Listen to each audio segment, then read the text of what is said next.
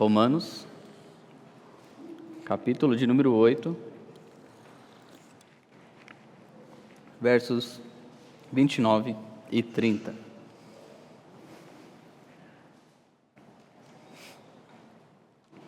Diz assim a santa e inerrante palavra do nosso Deus. Porquanto aos que de antemão conheceu, também os predestinou para serem conformes à imagem de seu Filho, a fim de que ele seja o primogênito entre muitos irmãos. E aos que predestinou, a esses também chamou. E aos que chamou, a esses também justificou. E aos que justificou, a esses também glorificou. O tema do sermão desta manhã é a segurança da salvação. A segurança da salvação. Vamos orar?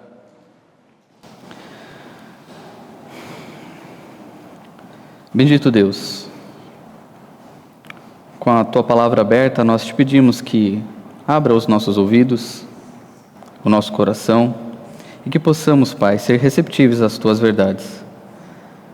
Ó Senhor, use, Pai, esse instrumento falho e imperfeito para a honra e glória do Teu nome.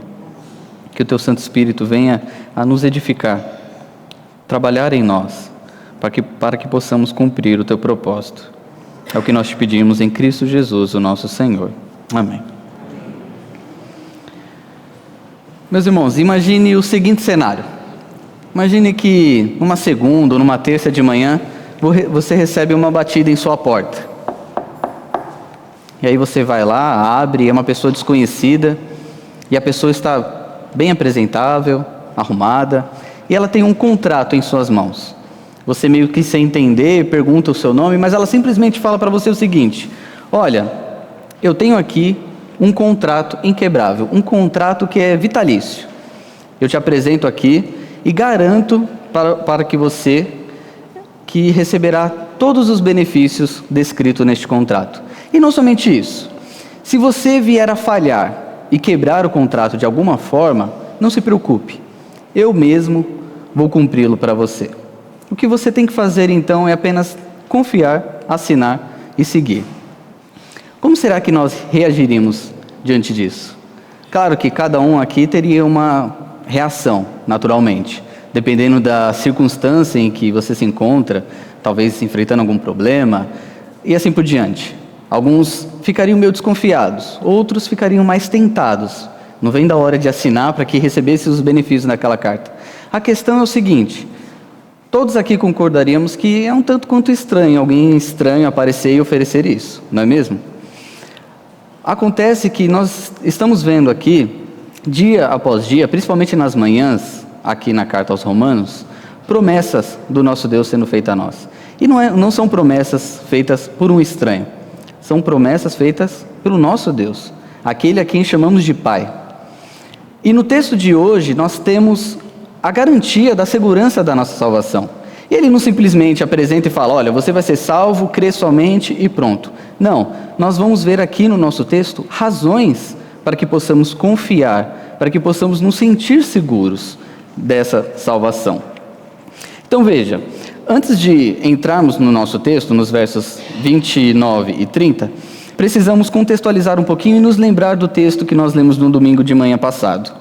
Romanos 8, 28, nós lembramos, é uma declaração que ressoa profundamente no coração do crente. Diz assim a palavra: sabemos que todas as coisas cooperam para o bem daqueles que amam a Deus, daqueles que são chamados segundo o seu propósito.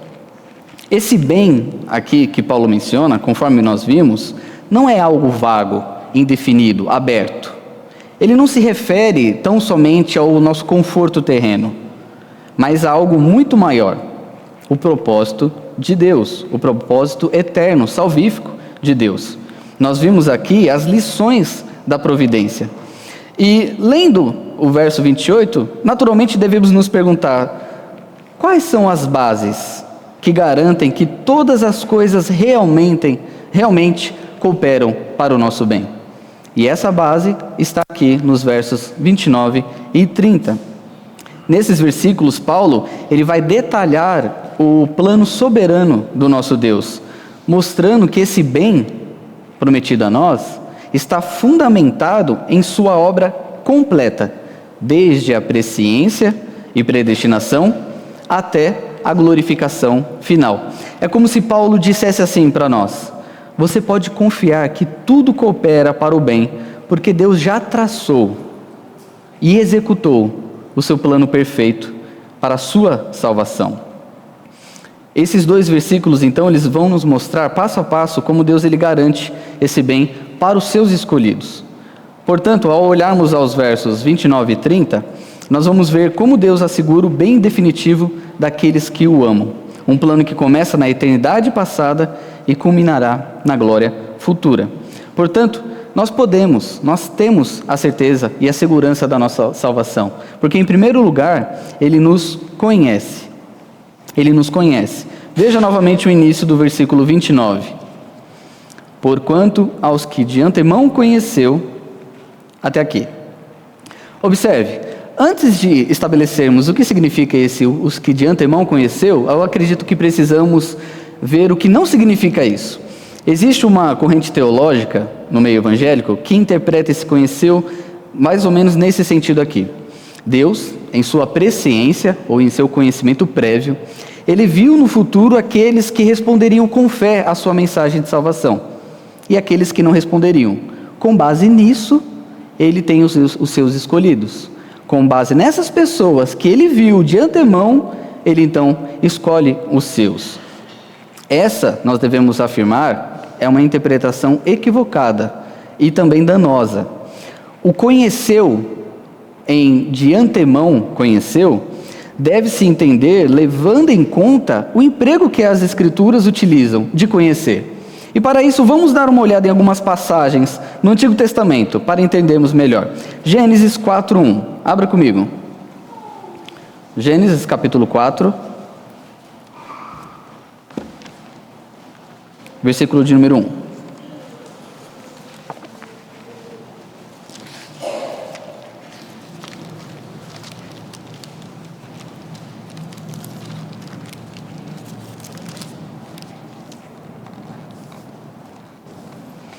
Diz assim: coabitou com Eva, sua mulher, esta concebeu e deu à luz a Caim.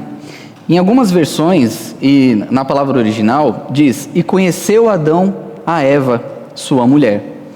Conheceu aqui. E não está usando, como alguns dizem, simplesmente como um mero eufemismo. Esse conhecer, utilizado aqui no texto de Gênesis, é num sentido de relacionamento, num sentido de intimidade. Veja Gênesis 18:19 também.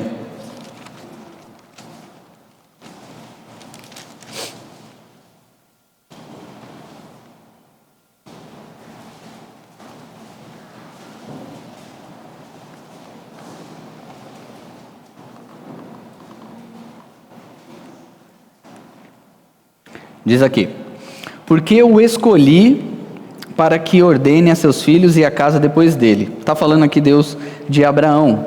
Em outra tradução diz: porque eu o tenho conhecido. Percebe como os termos aqui são utilizados intercambiavelmente? Conheci, o escolhi. Olhe também Jeremias. Jeremias capítulo 1.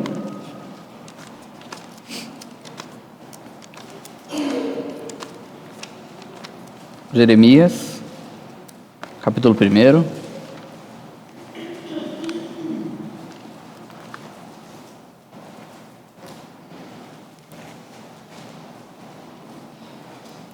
Verso 5. Antes que eu te formasse no ventre materno, eu te conheci, e antes que saísse da madre, te consagrei. Poderíamos ainda citar Amós 3:2, de todas as famílias da terra, só a vós vos tenho conhecido. E, para citar uma passagem do Novo Testamento, João 10:14, Jesus diz: eu sou o bom pastor, conheço as minhas ovelhas. Percebe que quando é utilizada a palavra conheci nas Escrituras, não está falando de um conhecimento prévio, ou simplesmente um conhecimento cognitivo, ou então de uma fé que iria ser manifestada no futuro. Todas as vezes que nós vemos a palavra conheci sendo utilizado nas Escrituras, relaciona-se com indivíduos. pessoas. E empregado pelo próprio Deus, envolve relacionamento. Não é um mero conhecimento de, não, eu conheço o Tiago e por aí basta. Eu conheço o Tiago intimamente. Eu conheço o Tiago num relacionamento pactual. O termo aqui revela o propósito de que, segundo a eleição, as pessoas não são objetos apenas da mera presciência de Deus, mas de seu deleite ativo. E por que precisamos ressaltar isso? Porque veja que interessante, se aqui no versículo 28 nós vemos aqueles que amam a Deus, podemos afirmar que no verso 29 nós vemos aqueles a quem Deus ama primeiramente. Utilizando aqui do grande teólogo Rice Sproul, nós poderíamos traduzir essa passagem da seguinte maneira: aqueles a quem ele amou de antemão, aqueles a quem ele conheceu no sentido íntimo, pessoal, redentor, desde a eternidade, a esses ele predestinou. Percebam então, meus irmãos, que quando Paulo ele está escrevendo aqui, ele diz, porquanto aos que de antemão conheceu, ele está falando que Deus ele já amava essas pessoas. Deus já tinha um relacionamento para com essas pessoas. Nós vamos ver mais o desenvolvimento disso. Mas percebam, não é um simples conhecimento de tenho noção dele. Ou no futuro pode ser isso, levando em conta tudo que nós lemos até aqui de Romanos, nós vemos como isso quebra o pensamento paulino e o pensamento das Sagradas Escrituras. Porque veja, se fosse de fato assim, que Deus olhasse para o futuro e visse aqueles a quem responderiam com fé, isso pressupõe, de certa forma, de que o homem pode responder e que o homem há certa bondade, não é mesmo? Se Deus simplesmente manifesta a sua palavra e o homem responde naturalmente com fé, de onde vem essa fé? Até aqui nós temos visto que a fé é dom de Deus. E nós vimos também, principalmente no capítulo 3 da carta, que o homem é corrompido. Todos pecaram. E destituídos estão, separados estão da glória de Deus. Não há quem possa responder positivamente. Não há quem ame o bem, quem faça o bem. Não há nenhum sequer. Portanto, isso muda tudo em nossa visão. Quando Deus diz, porque os que de antemão conheceu, os que de antemão eu conheci, ele já o amava. Ele já estava estabelecendo um relacionamento contigo. Por isso nós podemos viver, sim, com a certeza de que o nosso Deus, ele nos ama desde antes da criação. Percebe como isso nos traz conforto e segurança? Por que tantas vezes nós damos voz ao medo, ao temor, à enfermidade, às tribulações, aquilo que não está dando certo em nossa vida? Quando as pessoas parecem que não gostam da gente, e todo mundo começa a se afastar, os familiares te tratam mal. Perceba como é profundo isso. Diga consigo mesmo, em sua mente, Deus me conhece.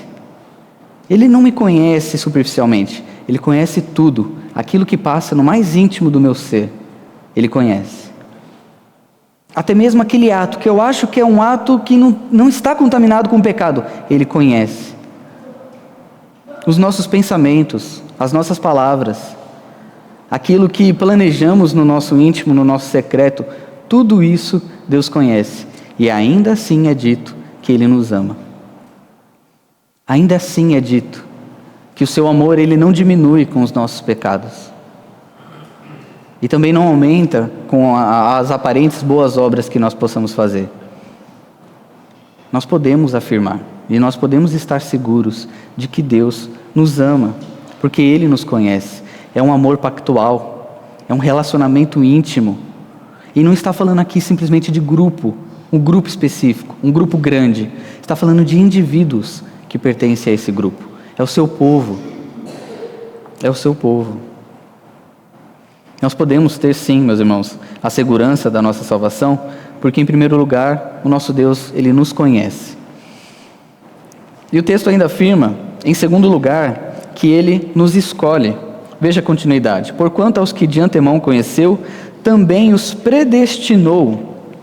Veja, quando nós vemos o termo aqui, predestinação, alguns de nós, ou enfim, podemos ficar um pouco retraídos. Não, veja, este assunto é um pouco mais delicado.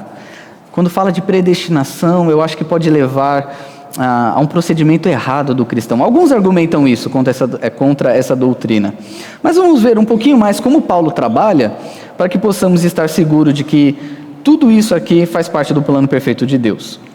Quando Paulo ele utiliza aqui predestinação, ele está falando de um alvo que não é apenas entrar finalmente no céu, como naturalmente nós tendemos a pensar. O texto ele continua e diz o seguinte: para serem conformes à imagem de seu filho, a fim de que ele seja o primogênito entre muitos irmãos. Ou seja, para o que Deus nos predestinou? Esse Deus que nos conhece de antemão, ele nos predestinou para quê? Para sermos conforme à imagem de seu filho. Eu acredito que quebra-se aqui, meus irmãos, aquele argumento de que diz o seguinte: veja, essa doutrina da predestinação é muito interessante. Então, se eu sou um eleito, se eu sou um salvo, eu posso viver como eu bem quiser. Eu posso fazer o que eu quiser, contanto que às vezes eu apareça na igreja, eu acho que está tudo bem. Se eu sou um eleito e a salvação não se perde, então está ok. Mas percebe como que a continuidade do versículo quebra essa linha de pensamento? Se nós fomos predestinados para sermos conformes, ou para nos conformarmos à imagem do Filho de Deus, tem como aquele que está sendo transformado à imagem e semelhança de Cristo Jesus, o homem perfeito, viver de modo desregrado? Viver de modo torpe? Viver de modo ímpio? Percebe? Não se encaixa as peças. Não tem como falarmos, sou um filho de Deus, se dia após dia não vemos a nossa imagem e semelhança se conformando a Cristo Jesus. As coisas que nós amamos, as coisas que nós desejamos, o modo como nos vestimos, assemelhariam-se a Cristo Jesus? Pense um pouco. Desde que você ouviu o Evangelho e está dia após dia aprendendo mais e mais, conhecendo esse Jesus, podemos afirmar que a nossa imagem está se assemelhando cada vez mais a Ele? Não apenas externamente, mas internamente também. Com os nossos desejos, nossos amores, as nossas falas, conforme lemos em Efésios, não esteja sobre a vossa boca nenhuma palavra torpe, nenhum pensamento impuro. Nós devemos nos analisar, dia após dia. Porque veja, o bem do versículo 28, ele está recebendo agora uma maior definição, está recebendo ainda mais clareza. O bem é alcançado quando os crentes se conformam à imagem de Jesus Cristo. Todas as coisas cooperam para o bem daqueles que amam a Deus. E que bem maior é esse? Se conformar à imagem de Jesus. O propósito aqui dessa conformidade é maravilhoso, porque cumpre-se uma promessa antiga, de que Cristo seja o primogênito entre muitos irmãos e irmãs. O uso da palavra aqui, muitos, sinaliza o cumprimento da aliança abraâmica, na qual todas as nações foram abençoadas em Abraão, conforme prometido a ele lá em Gênesis 12, verso 3. Observem, no antigo Israel, o primogênito de Deus, conforme em Êxodo 4, era Israel, o povo escolhido. Agora nós vemos que Jesus Cristo é o primogênito de Deus, e alguém se torna parte da família de Deus através dessa união com Cristo. Da mesma forma que o termo aqui, imagem, significa Jesus como um segundo Adão, que consegue cumprir, consegue ter sucesso aonde o primeiro Adão falhou. Os seres humanos foram criados para governar o mundo que Deus criou e viver sobre o seu senhorio, o senhorio de Deus. E sabemos que Adão falhou nesse esforço. a palavra de que todas as nações seriam abençoadas em Abraão foi cumprida, finalmente, no Evangelho de Jesus Cristo e na comunidade aqui na qual Paulo está escrevendo. O segundo Adão conseguiu concretizar o que o primeiro Adão não conseguiu. Por isso Paulo ele fala, a fim de que ele seja primogênito entre muitos irmãos e muitas irmãs. Aqui, meus irmãos, vale destacar mais uma vez que a renovação descrita, esse conformar-se a Jesus Cristo, está acontecendo agora também, não somente na ressurreição final. Atingiremos o nosso ápice lá, mas agora, dia após dia, nós estamos nesse processo. É como se internamente aqui estivesse descrito a respeito da santificação. Por mais que não está de forma clara, mas nós entendemos que só conseguimos nos conformar à imagem e semelhança de Cristo Jesus através da santificação diária. Qual é o objetivo então dessa predestinação? É que o eleito possa ser levado pela graça de Deus a um relacionamento com o seu filho. Você não consegue se assemelhar com quem você não conhece. Observa. É interessante quando nós olhamos para a nossa trajetória e nós percebemos algumas influências que nós tínhamos. E alguns jeitos de se vestir, de falar, de pensar, eram moldadas por um grupo. Já parou para pensar nisso? Já conseguiu refletir sobre isso? É interessante. E quando você muda o seu círculo íntimo, naturalmente você muda também. Suas vestes, as suas gírias. A predestinação aqui, meus irmãos, nunca é discutida no abstrato. Ela sempre está ligada ao relacionamento com Cristo. Quanto mais tivermos intimidade com o nosso Senhor, mais vamos poder nos assemelhar a Ele. Mais teremos a proximidade com Ele. A predestinação, nós devemos afirmar novamente, é por causa de Cristo, para que Cristo possa ver o fruto de sua alma e ficar satisfeito. Na oração de Jesus no cenáculo, ele agradeceu ao Pai por ter dado as pessoas a ele e disse: assim como lhe conferiste autoridade sobre toda a carne, a fim de que ele conceda a vida eterna a todos os que lhe deste. Algumas correntes teológicas em nosso meio, os arminianos, eles parece que invertem a leitura e diz o seguinte: todos os que vêm a mim, o Pai dará a mim. Mas não é isso o que nós vemos. Aqueles a quem o Pai dá aos filhos, esses vão para os filhos, para o Filho. Nós que fomos a Cristo, fizemos isso porque nós somos dádivas de amor que o Pai deu ao seu Filho. Esse é o porquê da predestinação. E nós devemos nos regozijar com essa maravilhosa doutrina, porque Deus apenas não apenas nos conhece, mas Ele decidiu nos salvar, e não somente isso, Ele cuida de todo o processo, nos santificando, nos moldando à imagem de Cristo Jesus. Essa é a segunda verdade que nós podemos extrair do nosso texto. A terceira é, Ele nos chama. Nós vimos então que nós podemos ter a segurança da salvação, porque Ele nos conhece, em primeiro lugar, Ele nos escolhe, em segundo lugar, Ele também nos chama, em terceiro lugar. Paulo aqui diz o seguinte: e aos que predestinou, a esses também chamou. Depois de falar e detalhar aqui o propósito da predestinação, no versículo 29, Paulo ali vai retomar a cadeia de verbos no verso 30. A maioria dos estudiosos aqui diz o seguinte, que chamar deve ser entendido como eficaz. Nós vimos isso na pregação passada, a respeito do chamado. Não é um chamado geral. Existem dois chamados. O chamado geral, aquele que fazemos quando pregamos, e tem um chamado eficaz, aquele que terá um impacto sobre o ouvido dos eleitos. E é esse chamado aqui, é uma convocação que supera qualquer tipo de resistência humana, que faz com que o pecador, ele efetivamente diga sim ao nosso Deus. E quando olhamos aqui o nosso texto, fica claríssimo isso. Porque veja, Paulo ele diz, aqueles a quem ele chamou, ele também justificou. O texto aqui não diz que alguns dos que foram chamados foram justificados. Alguns dos que foram chamados, se responderam positivamente, foram justificados. Não.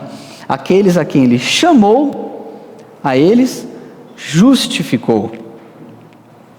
Paulo ele funde o chamado e o justificado juntos, para que aqueles que experimentaram o chamado também experimentem a bênção da justificação. Todos aqueles que são chamados são justificados. Naturalmente entendemos que esse chamado é um chamado eficaz. Por quê? Porque a justificação não pode ocorrer sem fé, conforme nós já vimos lá no início da carta, em Romanos 3.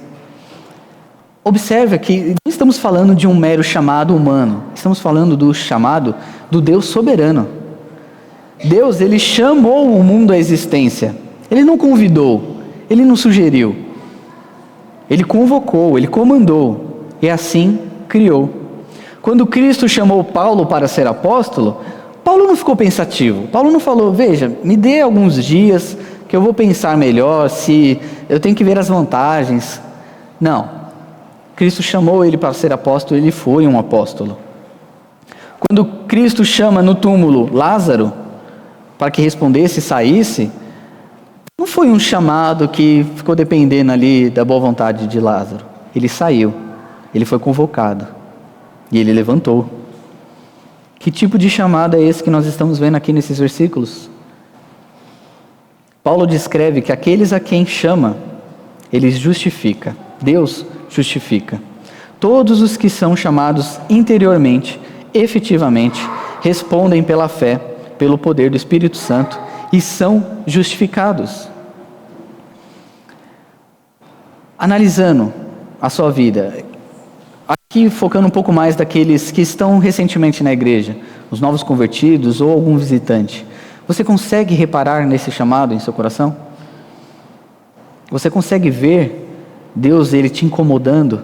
O pecado que antes você cometia tranquilamente, agora não faz mais sentido, parece que há uma batalha. Você consegue ver isso? Se você consegue ver isso, há um bom sinal aí. Pode ser uma evidência de que Deus está agindo em sua vida. Mas também eu devo perguntar, estamos preocupados com isso?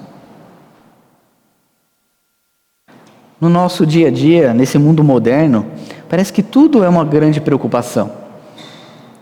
Que carreira seguir e trilhar, que roupa comprar, que música ou gosto musical ter. Mas parece que quando fala-se de assuntos eternos, a gente não pensa muito. Percebe? Aborde alguém na rua e pergunte quais são os seus desejos, as suas ambições, as suas aspirações. Tenho quase certeza que quase ninguém falará ser salvo, viver eternamente. Estou preocupado com a vida depois dessa. Para onde eu vou? O que tem lá? É algo que não tem mais no coração humano, parece, nos nossos dias.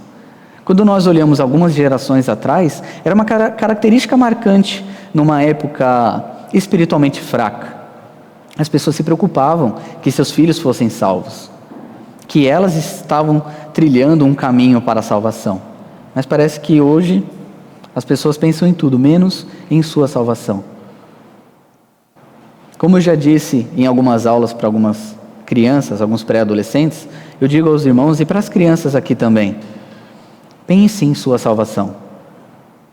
Certifique-se de que você está seguro, porque se você não está seguro, nós vamos ver mais à frente, você está em sérios problemas. O texto continua e nós vemos uma quarta verdade aqui.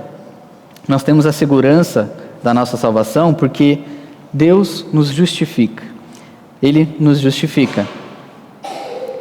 E aos que chamou, a esses também justificou. Esse verbo aqui, ele denota a atividade salvadora de Deus, pela qual os crentes eles são reconciliados com Ele. Nós já vimos isso aqui no início da carta, mas vamos reforçar um pouco. Antes, nós tínhamos uma dívida com Deus. Estávamos com o nosso saldo negativo com Ele. Agora, recebendo a bênção da justificação, o nosso saldo não está apenas zerado. Ele está positivo, devido à transferência de Jesus Cristo. Nós estávamos em dívida com o nosso Deus, e agora nós temos um saldo positivo, por conta dessa justificação. É uma justiça gratuita, que é imputada ao pecador pela graça soberana de Deus, com base na expiação substitutiva de Cristo, que faz com que essa justiça seja uma possessão do próprio pecador, conforme vimos lá em Romanos 1,17, na qual nós vimos o veredito de Deus que declara o crente de posse dessa justiça. Paulo ele está demonstrando aqui que os benefícios da justificação, eles emanam desde o passado, presente e para o futuro. Ao decorrer de toda a sua carta, todos os que têm esta nova vida em Cristo estão livres da ira, conforme nós vimos no capítulo 5, livres do pecado, conforme nós vimos no capítulo 6, livres do jugo da lei, conforme vimos no capítulo 7, e livres da morte, como estamos vendo aqui no capítulo de número 8. A justificação, meus irmãos, ela não é um processo que possui várias etapas. Ela é um ato legal, forense, judicial, no qual Deus declara, sobre as bases da justiça de Cristo, que toda a lei está satisfeita com respeito ao pecador, por conta de Cristo. Nós podemos afirmar, temos paz com Deus. Temos agora acesso à graça. A nossa relação com Deus, ela é possibilitada por conta da justificação. E não é um relacionamento esporádico, mas é contínuo. Não é um relacionamento precário, mas seguro. Quando entendemos a bênção da justificação, nós entendemos que podemos viver em liberdade, como alguém perdoado e justificado por Deus. O peso que estava sobre os nossos ombros do pecado foram depositados na cruz. Sempre que eu lembro dessa bênção, da justificação, eu lembro da figura de John Bunyan, que escreveu O Peregrino, que diz que o cristão, ao sair da cidade da destruição, estava sentindo um fardo enorme em suas costas, e eram todos os seus pecados. E ele tentava de todas as formas se livrar daquele fardo, mas ele não conseguia. Ele foi ao Monte Sinai e não teve sucesso. Ele tentava se desvencilhar daquilo e não conseguia. Ele só teve paz, ele só teve um jugo leve quando ele depositou aos pés da cruz. Aos pés da cruz, os nossos pecados são perdoados. Nós não precisamos viver como alguém preso aos nossos pecados, como nós já vimos em Romanos 6. Cristo levou na cruz os nossos pecados. Portanto, meus irmãos, conforme vimos até aqui, nós temos a segurança da nossa salvação, porque em primeiro lugar, Deus nos conhece. Em segundo lugar, Ele nos escolhe. Em terceiro, Ele nos chama. Em quarto, Ele nos justifica. E por fim, em quinto lugar, Ele nos glorifica. Acompanhe o texto novamente. E aos que predestinou, a esses também chamou. E aos que chamou, a esses também justificou. E aos que justificou, a esses também glorificou. Os irmãos repararam aqui no tempo verbal? A esses também glorificou. Tão certa é a futura glória de nós, dos seus eleitos, dos cristãos, que mesmo que venha a ser considerada como objeto de esperança, conforme vimos lá em Romanos 5, e uma matéria pertencente ao futuro, a glorificação, aqui no verso 30 de Romanos 8, ela é descrita como se já fosse uma realidade.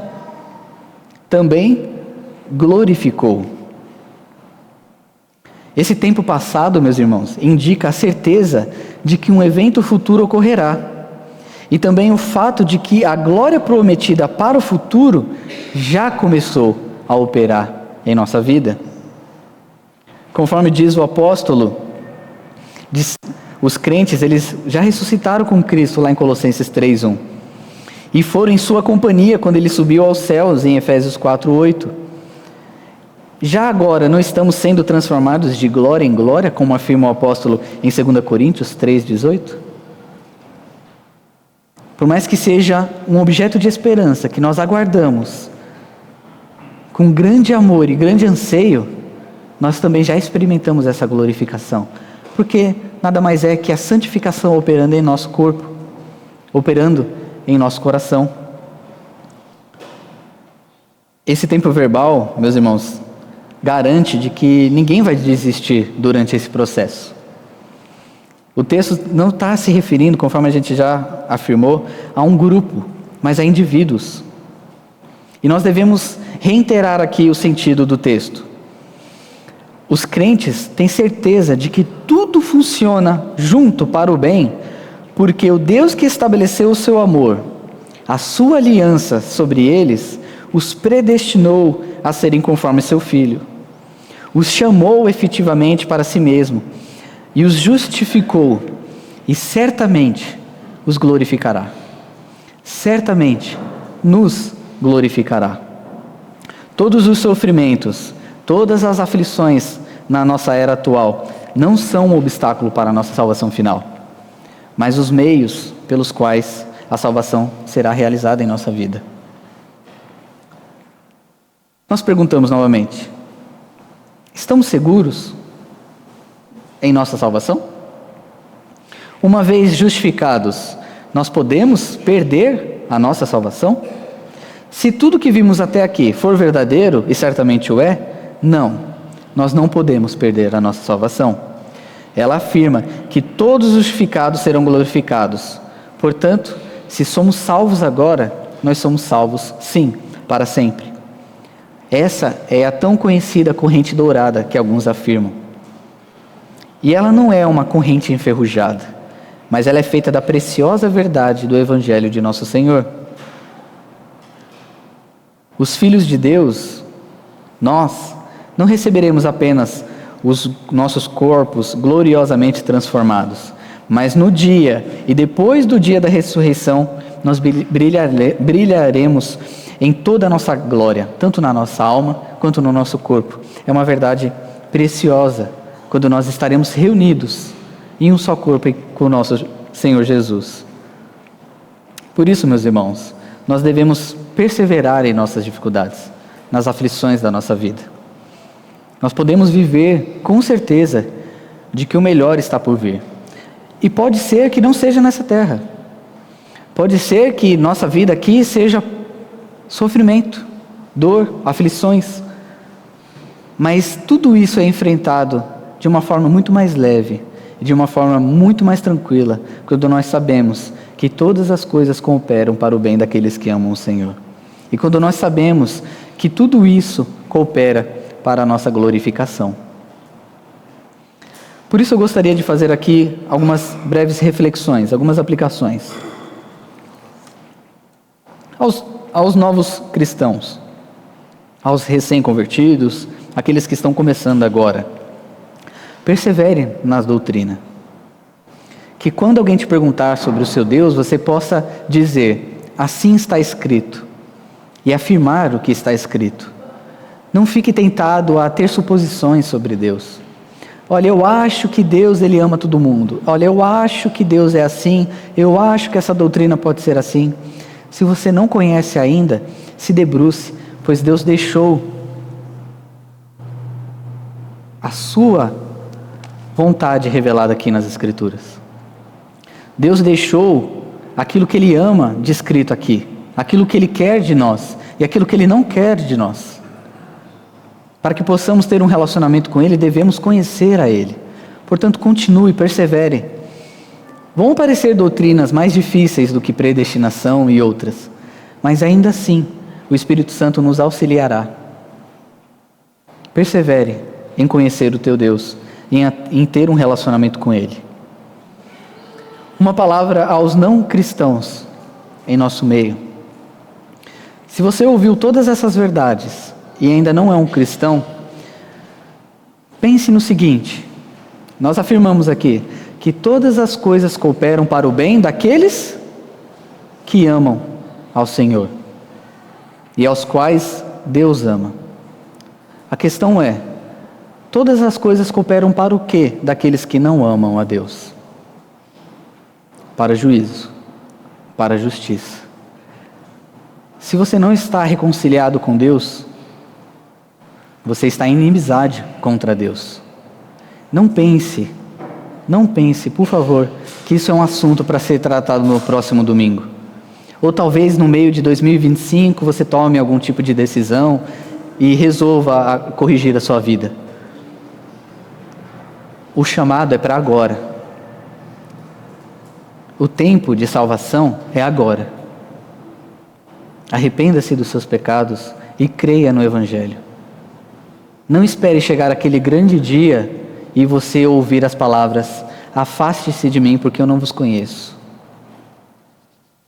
Que você possa receber as palavras: venha, benditos de meu Pai, porque vos conheço. Eu tenho um relacionamento convosco. E uma última palavra agora, aqueles cristãos que estão já há um longo tempo na caminhada cristã, com seus 5, 10, 15, 20 anos. Certamente muitas das coisas que foram ditas aqui não foram novidades, principalmente para aqueles que gostam de ler e estudar. Muitas verdades que foram ditas aqui não foram nenhuma novidade. Mas como essas velhas verdades caem no solo do seu coração no dia de hoje? Mesmo depois de tanto tempo nessa peregrinação cristã. Tem uma canção que se chama As Velhas Verdades, do cristão compositor Eduardo Mano, que diz assim o refrão: quero falar das velhas verdades, pois o novo às vezes sou estranho demais. Quero ouvir as verdades eternas, boas novas que não perdem o frescor. No dia de hoje, ao ouvir essas doutrinas que não foram nenhuma novidade para você, você pode dizer que são boas novas que não perderam o frescor? Ao estudar a carta aos Romanos, nós estamos vendo as doutrinas básicas da nossa fé. E muita coisa que muitos de nós já conhecemos está sendo reforçada. A questão é, como estamos lidando com isso? Como estamos reagindo? Será que ao ouvir sobre predestinação, sobre o conhecimento de Deus, sobre o seu povo, nós falamos: vou deixar essas verdades para aqueles que estão começando agora, eles precisam muito disso. E nós? Não precisamos mais disso? Será que estamos perdendo aquele fogo do primeiro amor? Estamos nos esfriando? Precisamos retornar. Essas velhas verdades devem cair no nosso coração e devem nos alegrar, nos confortar, nos animar novamente. Não permita, meu irmão e minha irmã, que isso caia no seu coração e seja como uma semente que seca num solo árido. Eu não estou falando que você está perdendo a salvação, mas não permita que o seu amor se esfrie. Lembre-se daquele início que você teve, quando você conheceu as doutrinas da graça, e tudo era tão novo, tinha um cheiro tão agradável, um frescor tão gostoso, e você amava conhecer mais, cada detalhe, em conhecer mais. Retorne a isso. Não ache que você já passou dessa idade e que não precisa mais das velhas verdades. Precisamos sempre, dia após dia, sermos lembrados do sacrifício de nosso Senhor, de que Cristo morreu pelos nossos pecados, ressuscitou e está aos céus e retornará, de que nós somos chamados, justificados e seremos glorificados. Permita que isso caia novamente em seu coração e, como diz o refrão aqui da canção, boas novas, que elas sejam boas novas que não perdem o frescor. Retorne ao primeiro amor. Saia de qualquer tipo de frieza espiritual. Concluindo então, meus irmãos, quando nós olhamos para Romanos capítulo 8, os versículos 29 a 30, nós percebemos que a nossa salvação não é frágil, ela não é incerta e ela não depende de nós. Ela é uma obra perfeita, realizada pelo Deus soberano. Algumas pessoas gostam de afirmar a seguinte frase, eu acredito que todos aqui já escutou ela: Nessa vida nós temos apenas uma certeza, da morte. Quem nunca ouviu isso, né? Teve certa vez no trabalho, eu falando com um colega de trabalho, perguntei sobre alguma operação e eu falei, você tem certeza disso? E aí ele soltou essa frase, certeza nós só temos da morte. E aí eu falei para ele, não, nós temos a certeza da salvação também. Ele ficou meio assim, falou, não sei bem se podemos ter. Nós podemos ter. Nós podemos ter. Se você não tem a segurança da salvação, clame ao Senhor e peça para que Ele te dê essa segurança. E ao contrário do que muitos pensam, essa segurança não vai te tornar um crente soberbo ou um crente liberal, um crente mundano e carnal. Vai te tornar um crente mais piedoso, porque esse amor não pode gerar nada diferente do que constrangimento em nós. Saber que todo o processo da nossa salvação está seguro e garantido por causa de nosso Pai e de que ninguém nos arrebatará de suas mãos, nem nós mesmos. Que preciosa verdade, que amor que nos constrange. Desde o momento em que Ele nos conheceu, conforme vimos, desde a eternidade, até o dia que seremos glorificados, cada passo de nossa vida está garantido por sua graça. Então eu digo, descanse. Descanse nessa segurança que Deus oferece. Confie na promessa de que aquele que começou a boa obra em vocês é fiel para cumpri-la até o dia de Cristo. Viva com esperança. E não somente viva com esperança, compartilhe essa esperança, essa boa notícia. E glorifique com a sua vida e com seus lábios o Deus que nos salva por completo, do início ao fim. Que Deus nos abençoe. Amém.